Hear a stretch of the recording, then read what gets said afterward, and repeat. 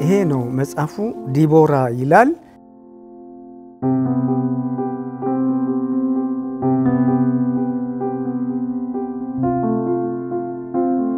አደባባይ ላይ መውጣት መማር የሚገባቸው ልጆች ጓዳ ተደብቀው ተጋርዶባቸው የግፍ ይቀበላሉ። ልቧ የሚሄደው የደም ቧንቧ ወይም አርተሪ ከተለመደው ውጪ ወደ ሰውነቷ ፈሳሽ ማፍሰስ ጀምሯል። አንዳንዴም ለምን ይሄ ሲሆን ዝም አልክ ብለው የሚያኮርፉት ነው። የዚህ አይነት ነገሮች መጽሐፍ ቅዱስ ውስጥ ይታያሉ። አቶ አባዱላ ገመዳ እዚህ ካለባቸው ስራ ሌላ ወደዛ ወደ ቤት ጉዳይ ወደ ዲቦራ ጉዳይ መሄድ ግድ ሊሆንባቸው ነው። ውሳኔ ምጥ የሀገር ልጆችን ደግነት የሰው ልጆችን አንድነት እና የእግዚአብሔርን ማዳን እናያለን።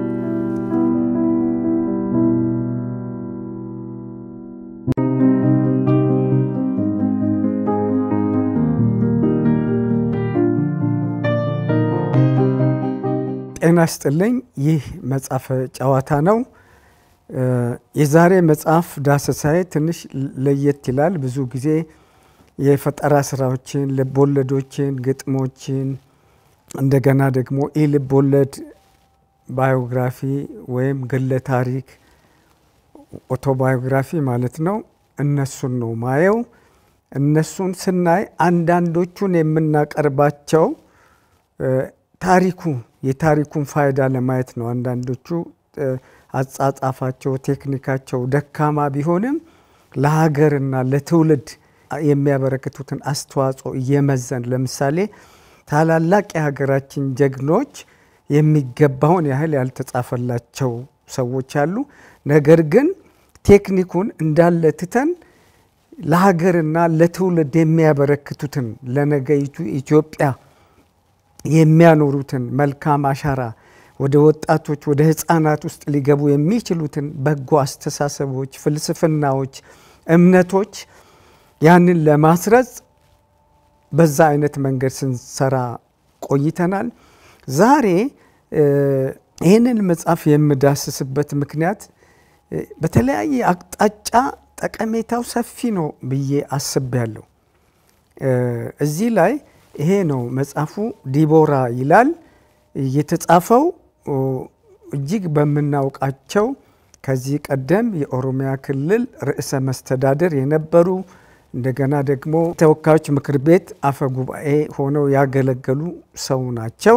መጽሐፉን ያዘጋጁት እሳቸው ናቸው። እንግዲህ በአንድ በኩል እኛ ሀገር በተለይ ስለ ዳውን ሲንድረም ያለው አስተሳሰብ የተሳሳተ ነው። እንደ ኃጢአት እንደ እርግማን ስለሚቆጠር አደባባይ ላይ መውጣት መማር የሚገባቸው ልጆች ጓዳ ተደብቀው ተጋርዶባቸው የግፍ ይቀበላሉ። ሌላው ደግሞ እንደ ማህበረሰብ ወይም እንደ ህብረተሰብ እኛም ጋር ይሄው አስተሳሰብ ወይም አመለካከት ስለሚጋባ ለቤተሰቦቻቸው ማገዝ የሚገባንን ነገር አላገዝንም፣ ሊሰራ የሚገባውን ነገር አልሰራንም። ስለዚህ ለዚህ ትልቅ ምሳሌ ናቸው ብዬ አይቻለሁ። ግብዝነት የሌለበት ፍቅር ማለት ይሄ ነው። እኔ ትልቅ ነኝ፣ ታዋቂ ሰው ነኝ፣ ባለስልጣን ነኝ ብለው ሳይፈሩ ወይም አንዳንዴ የማህበረሰቡን አመለካከት አልፈው ይሄንን አጥር ዘለው ሌላም ጊዜ እኔ አይቻቸዋለሁ ቪዲዮ ላይ ያንን ሳይ በጣም ነው ያከበርኳቸው፣ በጣም ነው ያደነቅኳቸው። ምክንያቱም ከራስ ክብር በላይ ለሌሎች ህይወት ግምት መስጠት አንዱ አገርን መውደድ ትውልድን መውደድ ስለነገ የሚኖረንን ህልም ወደፊት መግፋት ወይም ማራመድ ነውና እኔ ለዚህ ትልቅ ቦታ ነው ያለኝ።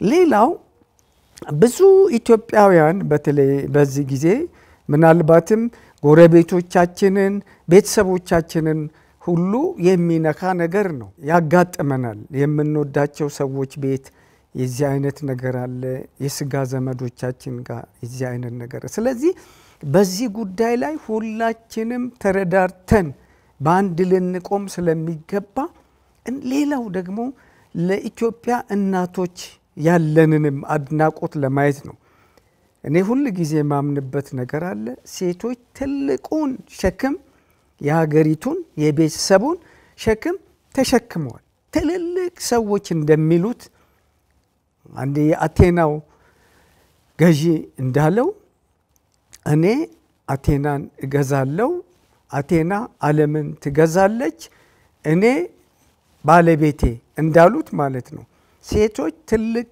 ድርሻ እንዳላቸው ብዙ ሸክም እንደሚሸከሙ ሁለተኛ ከስነ ህይወትም አንፃር በልጅና በእናት መካከል ያለውን የሆርሞን መሳሳብ ሁሉ እሱን ሁሉ ስለምናቅ እናቶች ለልጆቻቸው የሚከፍሉትን ዋጋ አንዳንድ ጊዜ አባቶች እንደውም ከዚህ ነገር ፈቅ ሲሉ ይታያልና ይሄ ትልቅ ምሳሌ ነው አቶ አባዱላ ገመዳ ያሳዩንና ይሄንን በማድነቅ ነው መጀመሪያው ፋይዳ ያለው ነው ለሌሎቻችንም ትሩፋት ይኖረዋል ስላልኩ ነው ያመጣሁት ብዙ ቴክኒኩ ላይ አላወራም ግን እንዳጋጣሚ ሆኖ መጻፉ እንደ ጥሩ ልቦለዶች የምዕራፍ አገባቡ ሳይቀር ትረካው ቋንቋው የመረጃ አደረጃጀቱ ሁሉ በጣም ጥሩ ነው ምናልባት እንደው እንንቀስ እንኳን ብንልክ ሌሎቹ አብዛኛዎቹ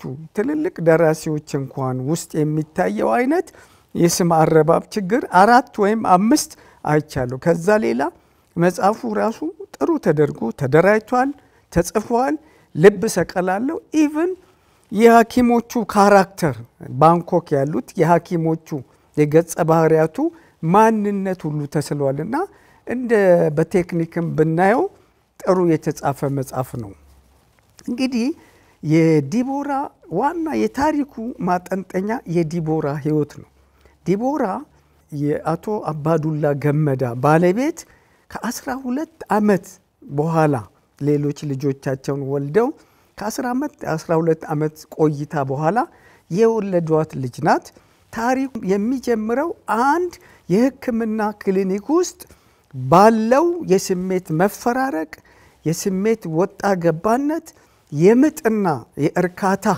መሳሳብ ላይ ነው እንግዲህ ሁሉ ጊዜ ለየትኛውም የህይወት ክፍል የህይወት ገጽ ተስፋ አለ ከተስፋ በኋላ ፍሬ አለ በተስፋ ጊዜ ምጥ አለ በፍሬ ሰዓት ደግሞ እረፍት አለ ከዛ በኋላ ፍሬውን ለማብሰል ደግሞ የሚደረግ ጥረት እንደገና ዋጋ መስዋዕትነት አለ ታሪኩ የሚጀምረው ጥቅምት 16 2002 ዓመተ ምህረት ነው እንዳልኳችሁ በክሊኒክ ውስጥ ነው የሚጀምረው ተራኪው አብዛኞቻችን የምናውቃቸው ራሳቸው አባዱላ ገመዳ ናቸው በአንደኛ መደብ አንፃር ነው የሚተርኩት ያው ቀደም ብዬ እንደጠቀስኩት አባዱላ በዛን ጊዜ የከፍተኛ የመንግስት ኃላፊነት አለባቸው ውጥረት አለባቸው በዚህ መካከል ሴት ልጃቸውን ተገላግላ ባለቤታቸው ወይዘሮ ራሄል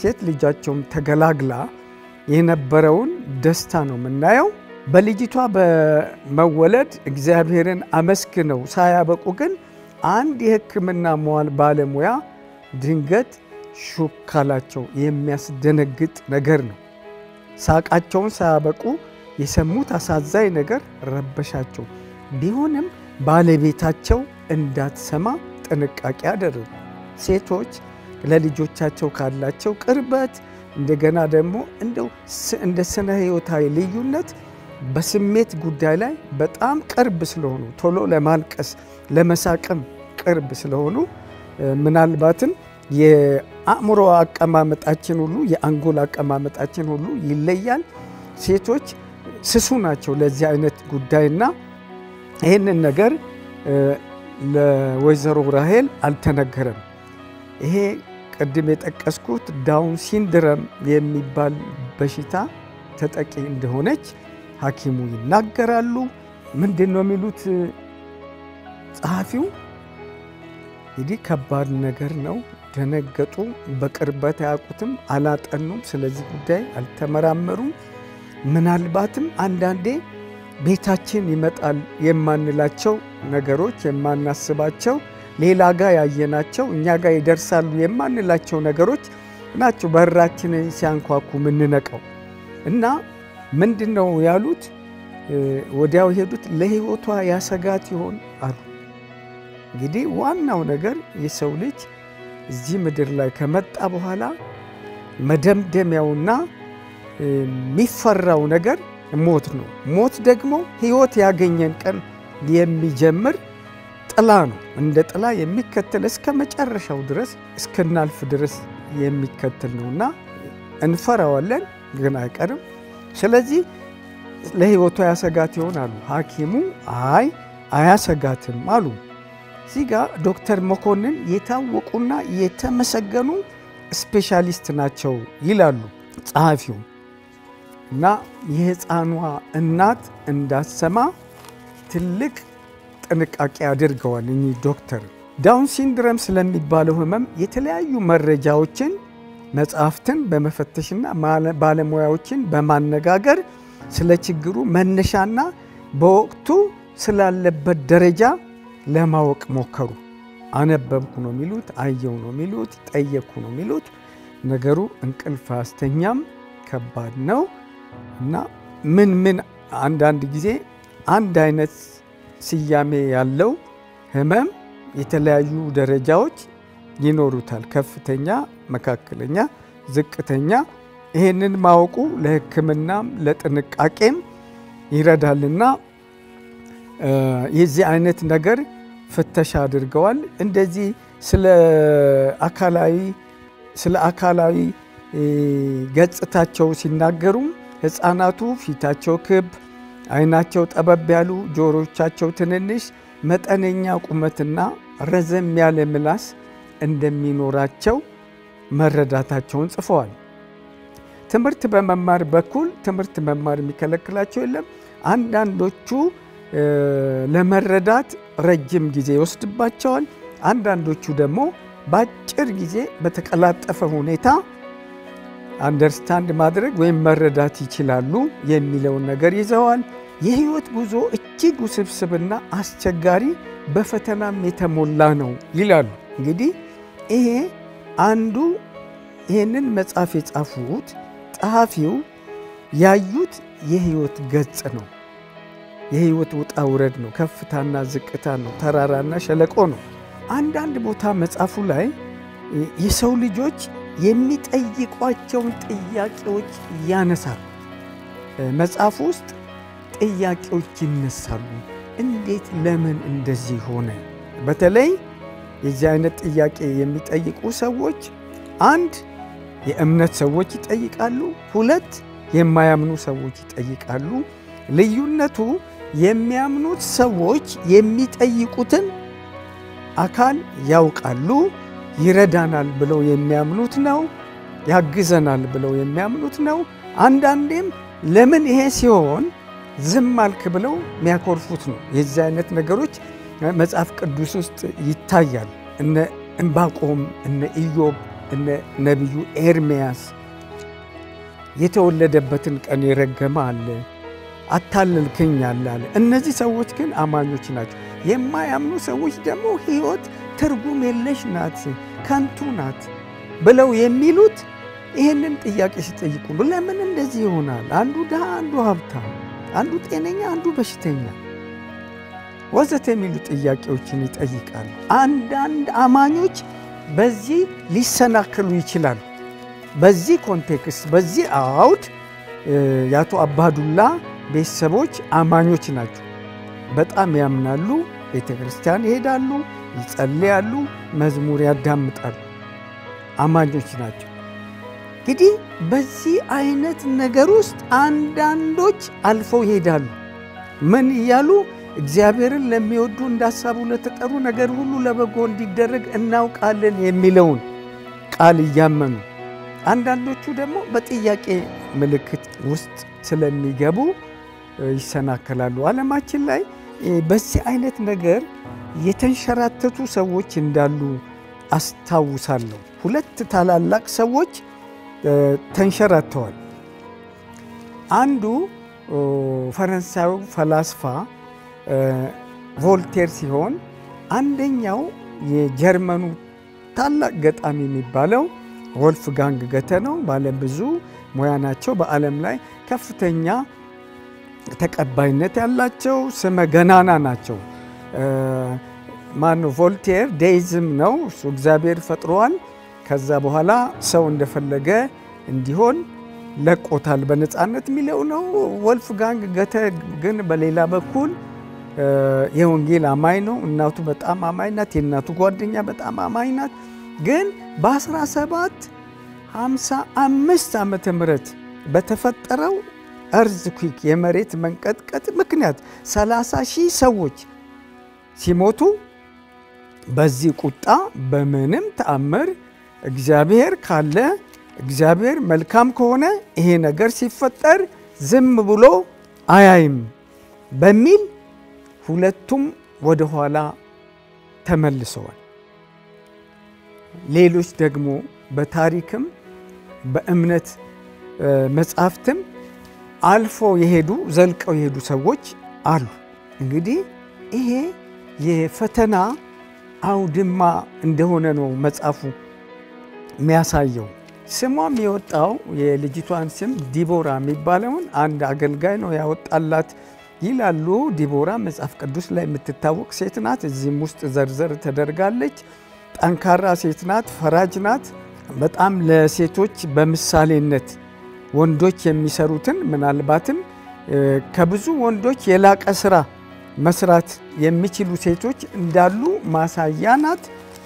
ስለዚህ ብዙ ሰዎች ለልጆቻቸው የዚህ አይነት ነገር ሲመኙ ወይም ደግሞ አንዳንድ ጊዜ ስምን መልአክ ያወጣዋል እንደሚባለው በሕይወታቸው ላይ ሊተገበር ስለሚችል አንዳንድ ቦታ ትርጉም ስላለው ለዛ ነው ይህንን ስም ያወጡላት። እነሱም ይህንን ተቀብለዋል። እንግዲህ ይሄ ነገር ከተሰማ በኋላ የታሪኩ ባለቤት አቶ አባዱላ ለ2 ወራት ያህል በአእምሯቸው አመላለሱ።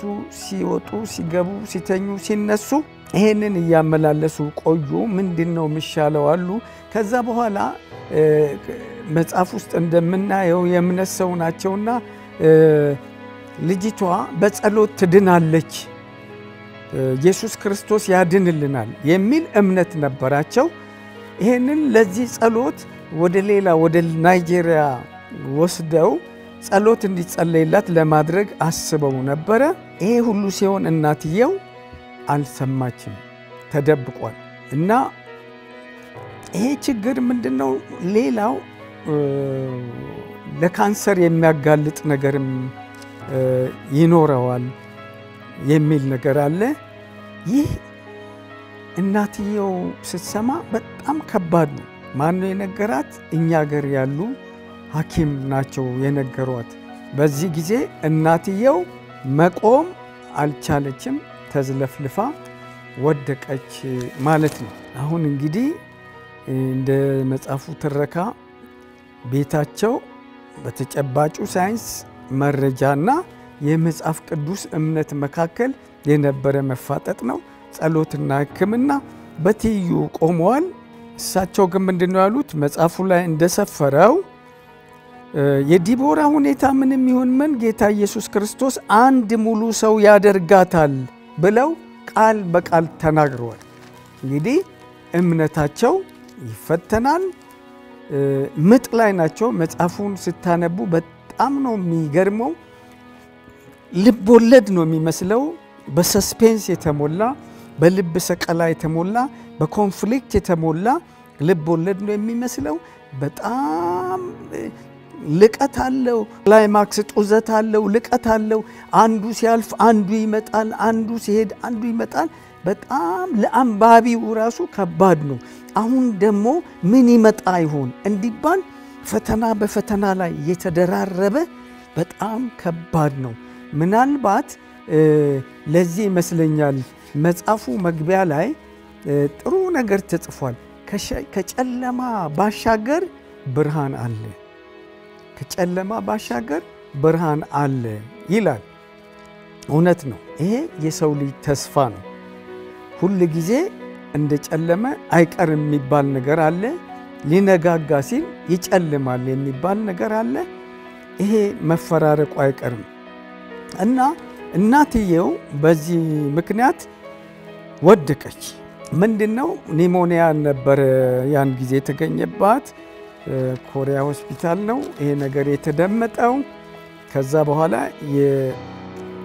የሕክምና ባለሙያዎቹ የዚህ የዳውን ሲንድሮሙን ደረጃዎች ወይም ምንድነው ምክንያታቸው የሚለውን ለእናትየው ተስፋ እንዳለም አልነገሯትም።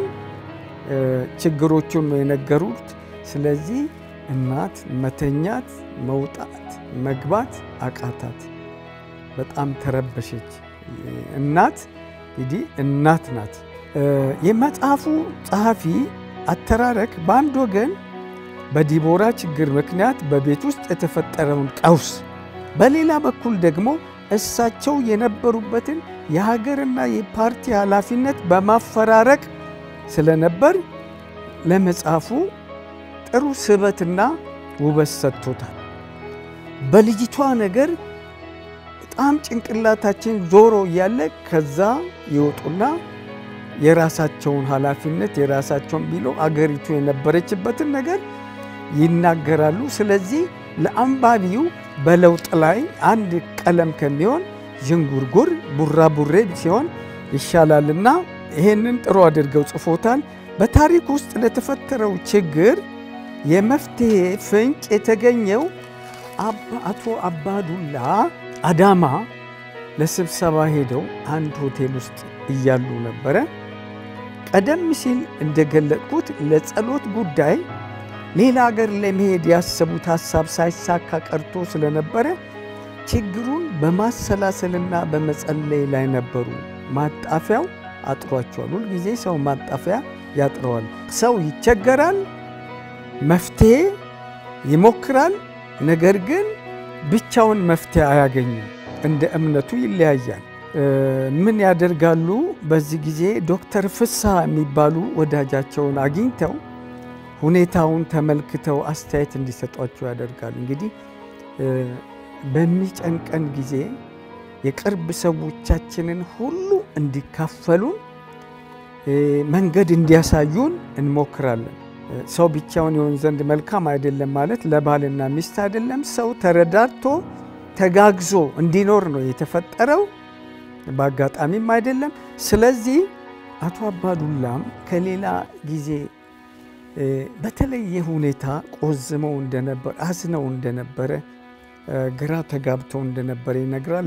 በዚህ ጊዜ ለዶክተር ፍስሐ ሲነግሩ ዶክተር ፍስሐ እንዲሁ ታይቶ የሚታወቅ ነገር አይደለም፣ በቴክኖሎጂ በታገዘ መሳሪያ ተመርምሮ ነው ሊታወቅ የሚችለው ይሉና የባለሙያ ምክራቸውን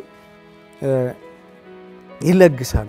ከዛ በኋላ ምንድነው የሚያደርጉት? የተለያዩ በዚህ ጉዳይ ላይ ኤክስፐርቶች ያሉበት፣ አዋቂዎች ያሉበት፣ የተሻለ ሕክምና ያለበት፣ የተሻለ መሳሪያ ያለበት አገርና ቦታ ስለሚያውቁ ሙያቸውም ስለሆነ መረጃ ስላላቸው እስራኤል ሀገር እንደዚህ አይነት ሐኪሞች አሉ ይላሉ። ወጪው ቀላል አይደለም፣ እዳው ቀላል አይደለም። ይሄ ሁሉ ይሄን ነግረዋቸው አሁን ሆቴል ውስጥ እያሉ አንድ ስልክ ይደወላል። ይሄ እሳቸው ይሄ ስልክ መደወል መለኮታዊ ጣልቃ ገብነት ነው ወይም ዲቫይን ኢንተርቬንሽን ነው ይላሉ። ማን ናቸው ይሄንን የሚደውሉት? ሁላችንም አብዛኛዎቻችን የምናውቃቸው አቶ አቡነት ገብረ መስቀል ናቸው። የት ነህ አሉ አቶ አባዱላ። ለስራ ጉዳይ አዳማ ሄጄ ነው አሉ። አዲስ አበባ ያሉ መስሏቸው ነው እንግዲህ። እኔም እኮ እዚሁ አዳማ ነኝ አሉ። እንግዲህ በዚህ አጋጣሚ ነው የተገናኙት። ያሉበትን ሁኔታ ካወቁ በኋላ አቶ አብነት የእሳቸውን መቆዘም ፊታቸውን አንብበው ምን ሆነሃል ብለው ምን ተፈጥሯል ብለው ካሉ በኋላ ነው የነገሯቸው እንጂ በቀጥታ አልነገሯቸውም። እንዲህ ተፈጥሯል፣ እንዲህ ሆኗል ሲሏቸው ይሄንን የቤት ስራ ወሰዱና ሕክምናውን አመቻቹላቸው ማለት ነው። ሕክምናው ሲመቻች ይሄ መጽሐፍ በፈተና የተሞላ ነው፣ በድል የተቋጨ ነው የሚያሰኝ ምንድነው? በጣም ብዙ ፈተናዎች በየእርከኑ አሉ። ግን ፈተናዎችን እያንዳንዱን ፈተና ያልፋሉ። ፈተና ሰውን እንደ ወርቅ ነው የሚያጠራው፣ ጠንካራ ነው የሚያደርገው የሚባለው ለዚህ ነው። ለሌሎች መፍትሄ ይሆናሉ። በፈተና ያለፉ ሰዎች ህመሙ ይሰማቸዋል፣ ቁስሉ ጥዝጣዜውን ያውቁታል የሚባለው ለዚህ ነውና እንግዲህ አቶ አብነት አረጋግተዋቸው ይሄንን ነገር ማመቻቸት ጀመሩ። ማመቻቸትና ከዚህ ጉዳዩ ተፈጽሞ ለሕክምና ሊሄዱ ባሉበት ጊዜ ሌላ ነገር ተፈጥሮ ነበር። ለንደን ይደረግ የነበረው የሕክምና ጉዞ ሐሳብ የተለወጠው አውሮፓ ውስጥ በተነሳው የእሳተ ገሞራ ፈንድቶ አየሩ ተሸፍኖ ስለነበረ አውሮፕላኖች እንቅስቃሴያቸውን አቆመው ነበርና እንቅፋት ሆነ። ከአይስላንድ ተነስቶ መላውን አውሮፓን የሸፈነውን ይሄንን የእሳተ ገሞራ ብናኝ ማንም እንግዲህ በጊዜው ማቆም አልቻለም፣ ከቁጥጥር ውጪ ነበረ። ስለዚህ የሰው ልጅ ማድረግ የሚችለው የራሱን እንቅስቃሴ ነው የሚገድበው፣ ቦታ ነው የሚገድበው። ምናልባት አስቸኳይ ጊዜ አዋጅ ነው የሚያውጀው። የሰው ልክ ይሄ ነው። ይሄ ጉዞ ተቀይሮ ሁለት አማራጮች ነበሩ። አንዱ ደቡብ አፍሪካ ነው፣ አንዱ ባንኮክ ነው። ከደቡብ አፍሪካ ይልቅ ባንኮክ ይሻላል የሚለው ነገር ተወሰነ ወይም ተመረጠ። ስለዚህ የአቶ አባዱላ ገመዳ ባለቤት ወይዘሮ ራሄል ዲቦራ፣ የወይዘሮ ራሄል ታናሽ እህት አዜብ ወደ ባንኮክ ተጓዙ። እንዳልኩት ነገሩ ፈተና የጠናበት ነበርና ባንኮክ ሲደርሱ እነሱ የገቡ ቀን ከፍተኛ የሆነ የፖለቲካ ቀውስ፣ ነውጥ፣ ውሩምታ፣ መጠፋፋት ነበረ። ይሄ ሁሉ ሲሆን እዚህ ኢትዮጵያ ውስጥ ያሉት አባዱላ ገመዳ ፈተና ውስጥ ናቸው። አንድ ልጅ ታማባቸው፣ ብዙ ልጆች፣ ብዙ የቤተሰብ አካላት፣ 3 ሰዎች ወይም 3 ነፍሳት ከሞት ጋር የሚፈጠጡበት አጋጣሚ ተፈጠረ ማለት ነው። ነገሩ እየበረደ አልሄደም። ከቀን ወደ ቀን እየባሰ ይሄዳል። ይደውላሉ ወይዘሮ ራሄል ጋር። ወይዘሮ ራሄል እዛው አካባቢ ስለሆኑ ብዙ ስለማይንቀሳቀሱ ችግር የለም ይላሉ። ነገር ግን ነገሩ ትልቅ ደረጃ ላይ ደረሰ። አንዳንድ ጊዜ በሰው ሕይወት ውስጥ የዚህ አይነት ነገሮች ይገጥማሉ ማለት ነው። ውሃ ይሞላል፣ ውሃ ይጎላል፣ ንፋስ ይመጣል፣ አውሎ ንፋስ ይመጣል፣ ይረጋጋል። የሚያምኑ ሰዎች የሚያረጋጋው ያረጋጋላቸዋል። አንዳንዶቹ ደግሞ የራሳቸውን የሰው ልጆች በራሳቸው ይዳክራሉ። እንደ የእምነታችን፣ እንደ ፍልስፍናችን፣ እንደ አካባቢያችን የሰው ልጅ የተለያየ ከጥንት ጀምሮ የተለያየ ያስተሳሰብ ደረጃ፣ አቅጣጫ፣ እምነት፣ ሁሉም ነገሩ የተለያየ ነው እና በዚህ ምጥ መሃል የሕክምናው ፕሮሰስ አልቆመም እና ደስ የሚል ዜና ነገራት ሐኪሙ ለወይዘሮ ራሄል። እስካሁን ድረስ ከሰሙት አይ የዚህ አይነት ልጆች እኮ ሐኪም እስከ መሆን ድረስ ደርሰዋል፣ ምንም ችግር የለውም፣ ቴራፒ አለ፣ ሕክምና አለ፣ ብዙ ሰዎች ትልልቅ ቦታ ደርሰዋል ብለው ሐኪሞቹ ወይዘሮ ራሄልን አረጋጉ። ይሁንና ከዚህ በኋላ እንደገና ሌላ ነገር በጣም የሚገርመው እንዲህ ሆነ ግን የሚሉ ብዙ ነገሮች ይታያሉና ብዙ ግኖች ነው እዚህ ታሪክ ውስጥ ያሉት። ከደስታ ማግስት ሐዘን ብቅ አለ። ከተስፋ ብብት ውስጥ ስጋት መጣ ማለት ይህ ነው ፈተናው። ስቲል ግን ጸሐፊው እንደሚሉት እምነታቸው ጽኑ ነበር፣ ያድነናል ብለዋል። እንግዲህ ተራሮች ወደ ባህር ልብ ቢወሰዱ የሚለው አይነት ነው አልፈራም የሚለው። ወይዘሮ ራሄል በዚህ ጊዜ በደስታ ወደ ኢትዮጵያ ለመምጣት አስበው እያለ ነው እንግዲህ ይሄኛው ሌላኛው ፈተና የመጣው። ደርሼ እመለሳለሁ ሲሉ ሌላ ችግር መጣ። ምንድነው? ዲያፍራም የሚባለው ስሱ እርግብግቢት ወይም በሆድና በሳምባ መካከል ያለው ጡንቻ ነገር አፈጣጠሩ ከሌሎች ሕፃናት የተለየ ነው። በዚህ ምክንያት ጤናማ ያተነፋፈስ ስርዓት እንዳይኖር ሳምባና ጉበቷ በመካከል ያለው ልዩነት ጠብቀው እንዳይገኙ ስላደረገ ጉበት ቦታውን ለቋል። እነዚህ ሁሉ ከባድ ነገሮች ናቸው። አለመተንፈስ ከባድ ነው። ጉበት ደግሞ ሁሉን ነገር ዲቶክሲፊኬት የሚያደርገው የተለያዩ አልኮሎችን መርዛማ ነገሮችን የሚያስወግደው እሱ ነው በዋናነት ይታወቃል። አጥንታችን መቅኔ ከምናገኘው ሌላ እዛ ውስጥ ነው የሚመረተውና ነገሩ ከባድ ነው። ስለዚህ ይሄንን ሁሉ ነገር የሚነካ ነው። ያለ ትንፋሽ አይኖርም፣ ያለ ኦክሲጅን አይኖርም፣ ካርቦን ዳይኦክሳይድ ሳይወጣ አይኖርም። በዚህ ምክንያት ከባድ ፈተና ሆኑ። ስለዚህ ሌላ ቀዶ ጥገና ያስፈልጋታል። ስለዚህ ስለጨነቃት ወይዘሮ ራሄል ከ3 ወር በኋላ ተመልሼ ልምጣ። ምናልባት ልጅቷ ብቻ ሳይሆን ወይዘሮ ራሄል ራሷ አገግማ ለመምጣት ማለት ነው። ከኢትዮጵያ ከሀገር ጋር ከወገን ጋር ከጎረቤት ጋር ከዘመድ ጋር አይዞ ከሚል ሰው ጋር መቆምና ለብቻ መቆም ምድረ በዳ ላይ እንደቆመ ብቸኛ ዛፍ ነው። ንፋሱም ያንገላታዋል፣ ውርጩም ይመታዋል። ከባድ ነው። ስለዚህ የዚህ ሆድ መባባት ይመስለኛል ወደ አገሬ ደርሼ ልመለስ ሲል ሐኪሙ በፍጹም አይሆንም። የዚህ አይነት ነገር ችግር ያለባቸው ልጆች አንድ ወር ያህል እንኳን በህይወት አይኖሩም።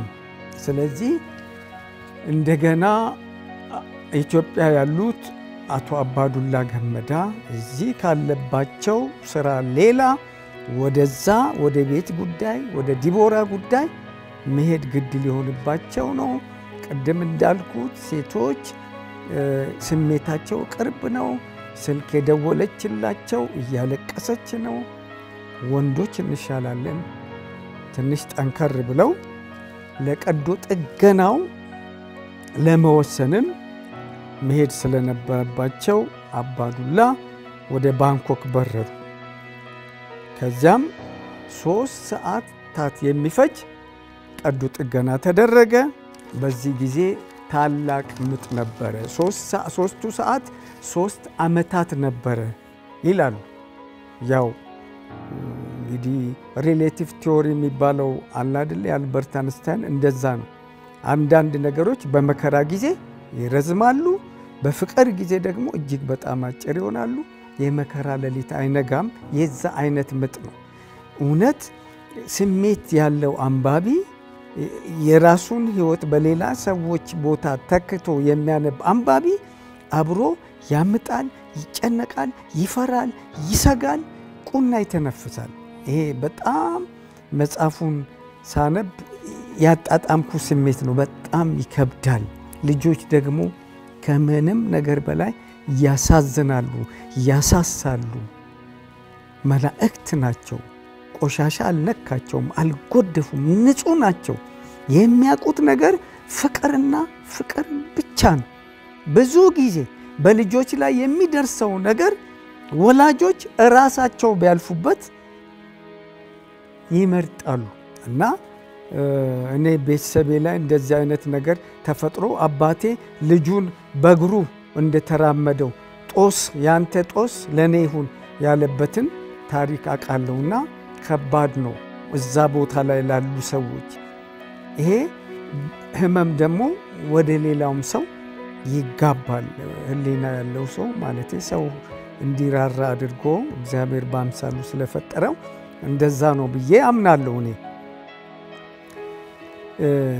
በዚህ ሕክምና ላይ አንድ ምዕራፍ ላይ አባዱላ በጣም የሚያደንቋቸው ሰዎች አሉ። ከነዚህ ውስጥ የሕክምናውን አገልግሎት እንዲገኝ ያደረጉት ያው ብዙዎቻችን እናውቃቸዋለን፣ ሼህ መሐመድ አላሙዲን ናቸው። ሼህ መሐመድ አላሙዲን ጋር እንዲደርስ ያደረጉት አቶ አብነት ናቸው። እንደዚሁ ነቢዩ ሳሙኤል የሚባል አለ። ኢትዮጵያውያንም አሉ እዛ ባንኮክ ለዚህ ለተለያዩ ሰዎች ሕክምና ሰርቪስ ፋሲሊቴት የሚያደርጉ የሚያመቻቹ የሚያቃኑ እና ሼህ አላሙዲንን በጣም ነው የሚያመሰግኑት። ገጾች ሰጥተው መልካም ስራቸውን አመስግነዋል። ሼህ አላሙዲንም አቶ አብነትም ነቢዩም ሳሙኤል ምን ነበር የሚሉት? ልጃችን ትዳን ብቻ ልጃችን ትዳን ብቻ ነው። በነገራችን ላይ ቃል በራሱ ሰውን ያንጻል፣ ያበረታል። ቀላል ነገር አይደለም። አይዞህ ማለት ሰው አብሮ ሲሆን ይበረታል። በዚህ ጊዜ ላይ እኔ ይሄ የኮሌክቲቭ ካልቸር የሚባለው የኛ አይነት የኛ ሀገር የኤሽያ ወዘተ አይነቱ እሱ ጥሩ ይመስለኛል። ምክንያቱም ሰው በሐዘን ጊዜ አብሮ ይሆናል። ኢትዮጵያዊ እንደው በጣም ሲረዘምና ሲንዛዛ ነው እንጂ ሰው በለቅሶ ጊዜ አጠገቡ ሰው ሲኖር ሐዘኑን ይጋራዋል። በሰርግ ጊዜም ሲያጅበው። እኔ ግን ወደ ለቅሶ ቤት ወደ ሰርግ ቤት ከመሄድ ይልቅ ወደ ለቅሶ ቤት መሄድ ይሻላል የሚለውን ነው ማምነው። ሰዎች በሚያዝኑበት ጊዜ አብሮ መቆም የተሻለ ነው። እዚህ መጽሐፍም ላይ ብዙ ነገሮች ያየሁት ሰዎችን ነው። ሰው ለሰው መድኃኒት ነው። በሌላ አንጻር ስለ ሰው ሞት አነሰው የሚባሉ አሉ አባባሎች። ግን በአብዛኛው ፖዚቲቭ ነገሩ አዎንታዊ ነገሩ ይበልጣል። ሰው ሲያዘን ሰው ያስፈልገዋል፣ ሲደሰት ሰው ያስፈልገዋል፣ ሲታመም ሰው ያስፈልገዋል። ገንዘብ የማይሸፍናቸው የሰው ልጅ የህይወት ቅንጣቶች አሉ። ሰው የማይታዩ ረቂቅ ስነ ልቦናዊ ሕክምናዎች አሉ እና በጣም በዚህ ጊዜ ብዙ ሰዎች ስላገዟቸው መጽሐፉ ላይ አመስግነዋል። የባንኮክንም ሐኪሞች እንደዚሁ በእጅጉ አድንቀዋል። ሾፌራቸውን ሁሉ አድንቀዋል። በሹፍርና የሚረዳቸው ብለው ስሙን ጠቅሰዋል። ኦዲ ይባላል። እንደገና ደግሞ ኖኤል የምትባል ሴት በየቀኑ ለዲቦራ ቴራፒ የምትሰጣት ፍቅሯ ልዩ ነበር። እንደ ሰው ልጅ የሰው ልጅ ለሰው መልካም ነው። የሰው ልጅ መልካም ነው። ያው ሰው ያበላሸው ነገር አለ። ሰው ኮራፕትድ ሆኗል በራሱ አመፅ። ከዛ ውጪ ግን እንደዛም ሆኖ ሰው ለሰው መልካም ነው። የክፋት ዘር ከሌላ አቅጣጫ ነውና አሁንም ቀዶ ጥገና ሲደረግ በዚህ ጊዜ ሌሎች ስጋቶች ነበሩ ይላል። አንደኛው በሰውነት ላይ የሚሰካኩት የሕክምና መርጃዎች ኢንፌክሽን ሊፈጥሩ ይችላሉ። በመርፌ ስለሆነ የሚገቡት ይሄም ራሱ ሌላ ጣጣ ያመጣልና እዚህ ከቀዶ ጥገናው በኋላ በአንድ ሳምንት ልታገግም ትችላለች ተብሎ ነበር። ግን አሁንም ደግሞ ሌላ ፈተና መጣ። ተረኛው ሐኪም ተረባብሾ መጣ። ዲቦራ የመድካም የትንፋሽ መቆራረጥ ትንፋሽ የማጠር ጉዳይ ተከስቶባታል አሉ። እናትየው ዛሬ የመጨረሻ ነው። ወይዘሮ ራሄል አለቀሰች ይላሉ። ምንድነው የሚሉት አቶ አባዱላ? እዛ ሐኪም ቤት የተዘጋጀ የጸሎት ቦታ ስለነበረ ያደረኩት ነገር ወዲያው ወደ አምላኬ መጸለይ ነው።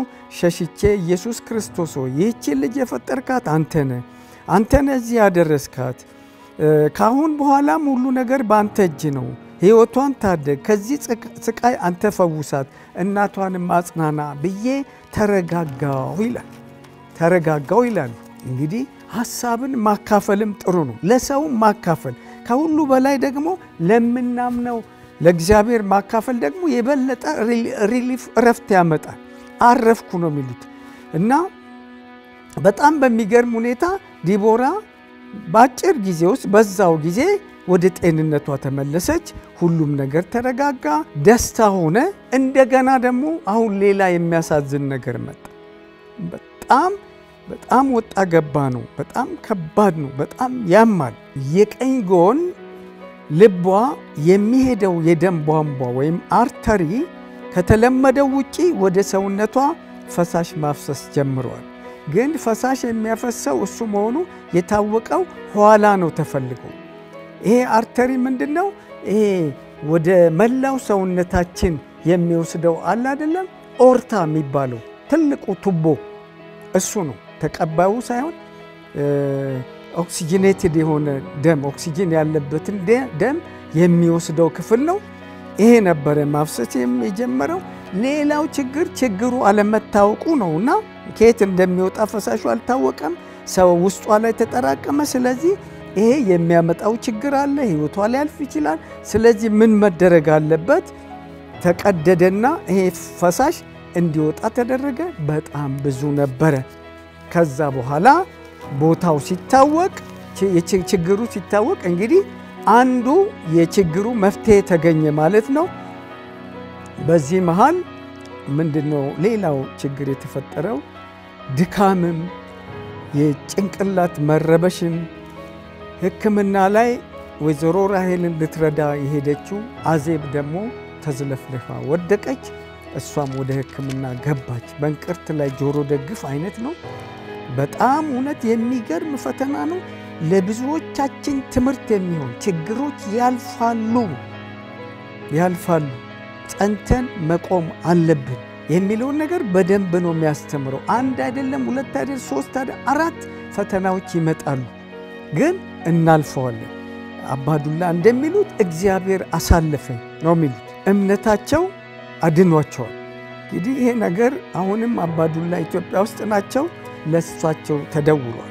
መጽሐፉ ላይ ያለውን የእሳቸውን የጊዜውን የፖለቲካ ሁኔታ፣ የፓርቲ ስራ ወዘተ እኔ ዋና ጉዳይ ስላልሆነ ትኩረቴ የልጅቷ ህይወት ስለሆነ ነው እንጂ መጽሐፉ ላይ የእሳቸው መጨናነቅ አለ። አንድ ግን በዚህ ሁሉ የሚያረጋጋቸው አንድ ሰው ነበር፣ የሚያጽናናቸው ሰው ነበረ። ይሄ ሰው የዛ ሆስፒታል የባንኮክ ሆስፒታል ዳይሬክተር የነበረው ሰው ነው። ኢሜል አድርጎ እኛ የተቻለንን እናደርጋለን፣ በመጨረሻው ግን ኢየሱስ ክርስቶስ ፍጻሜውን እንዲያሳምረው እንጸልያለን ብሎ ኢሜል አደረገልኝ ነው የሚለው። እንግዲህ ለአንድ ወር ያህል ዲቦራ ባንኮክ ላይ በቴራፒና አንዳንድ ነገር ፍተሻ ሲያደርጉላት 1 ወር ቆይታለች። ከዛ በኋላ በአይሲዩ ውስጥ ከፍተኛ ደረጃ ላይ ሲደርሱ ሰዎች የሚታከሙበት ክፍል ውስጥ ለ6 ወር ቆይታለች። በዚህ ጊዜ የምግብ ማሽኖች ተንጠልጥለው እዚህ ሰውነቷ ላይ ተሰክተው ነው። 2 እጆቿ ከአልጋ ጋር ታስረው ነው። በእንቅልፍ መድኃኒት ነው የምተኛው። ለሕፃን ልጅ በጣም ከባድ ፈተና ነው እና ይሄንን ሁሉ ነገር አልፋ በኋላ ደግሞ ሁሉ ነገር ከተስተካከለ በኋላ ኢትዮጵያ ውስጥ ከመጣች በኋላ ከእህቶቿ ጋር ከረሜላ ስትመጥ እሱ ጉሮሮዋ ላይ ተሰክቷል። ይሄ ኤሊፖፕ የሚባለውን ነገር ስትመጥ ጉሮሮዋ ላይ ተሰክቶ ሌላ ፈተና ነው። ሕፃናት ነው ያሉት። የ6 ዓመት ልጅ ነው። እየሮጠ ወጣ። የ2 ዓመቱ ልጅ ደግሞ አጠገቧ ስለነበረ ውሃ እያጠጣት ነበረ። ዲቦራ ጠፋች እያለ የ6 ዓመቱ ልጅ መጮሁና የ2 ዓመቱ ልጅ ውሃ ማጠጣቱ በራሱ ትልቅ ተአምር ነው የሚሉት ጸሐፊው። ከዚህ በኋላ ከቤት ሲወጡ 3 ልጆች በአነስተኛ መኪና ያልፉ ነበር። ሰይድ አብዱ ይባላል፣ አሚና መሐመድ ትባላለች አንዱ መግሪፍ አደም ይባላሉ። እነዚህ ልጆች እንደ መልአክ ነው የመጡት። እዚህ መጽሐፍ ላይ ፎቶግራፋቸውም አለ እና እነዚህ ልጆች በጣም መልካም ልጆች እንደሆኑ ምናየው። አሁን የሚሰጋ ስጋት አለ፣ ሰው ወድቆ ፖሊስ ካልመጣ የሚል ነገር ኢትዮጵያ ውስጥ የኢንዲቪዥዋሊዝም የዛየ የምዕራባውያን የሆነ በሽታ ወይም ሰቀቀን እየመጣ ነው። እሱ ጥሩ አይደለም፣ በሰውም በእግዚአብሔር ፊት ጥሩ አይደለም። ሰውን አድኖ የፈለገውን ዋጋ መክፈል ይሻላል። ይሄ የኔ ምርጫ ነው፣ ለሌሎቻችንም ይሻላል። እነዚህ ልጆች ግን ይሄንን ነው ያደረጉት። ቤተዛታ ወሰዷት፣ እዛ ሕክምና ተደረገላት፣ ልጅቷ ዳነች። ይሄ የመጨረሻው እንደገና ለህይወቷ አደገኛ የነበረው ጊዜ ነው።